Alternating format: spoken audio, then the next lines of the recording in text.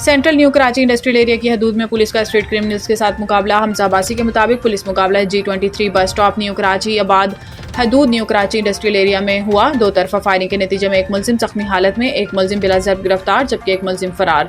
जख्मी हालत में गिरफ्तार मुलजिम की शनाख्त उमर खान वल्द रहमान शाह के नाम से हुई। बिला ज़र्ब गिरफ्तार मुलजिमान की शनाख्त अब्दुल गफ्फार वल्द वकार हुसैन के नामों से हुई। मुलजिम के कब्जे से एक अदद 30 बोर पिस्टल, मोबाइल फ़ोन और मोटरसाइकिल 70 cc बरामद। दूसरा पुलिस मुकाबला बमकाम